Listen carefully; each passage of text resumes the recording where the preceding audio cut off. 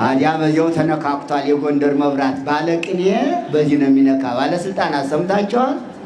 አባይ ተገድቧል መብራቱ ግን ገና ነው እየተባለ ነው ቅድም እንዲያለ ቢደረግ ሁለት ነገር ተናግረዋል ስለ ግዕዝ ስምህን እያጠፉት ነው ግዕዝ ብለው ሰምታችሁት የለ አረ ስም አጥፊ መሆን ያስከስሳል እንዴ እናንተም እኮ ባለስልጣኖች ልንከስ ነው ስማ የግዕዝ ስም ሙቷል ያለ ማን መቼ ነው የሞተ ያችሁ ማኒንገር የነበር ማን ያርዳ የቀበር ይባላል እንጂ ሳይቀብሩት ቀብረናል እያሉ ሳይሞት ሙቷል እያሉ ይሄ ወደ ፍርድ ቤት ልንሄድ ነውና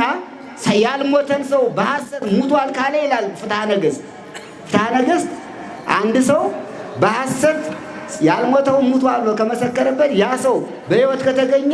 ያን ሰው ይፍረዱበትና የዚያን ቅጣት ያይቀበል ብሎ ፍትሐ ነገሥቱ ሰለስቱ ምዕት በፍትሐ ነገሥት አስቀምጠውታልና ልንመጣ ነው እውነታቸውን ነው ሁለት ነገር አንድ ስለ ግዕዝ ሁለት ስለ መብራት ሌላው ምስጢር እንዳለው ነው ብዬ ነው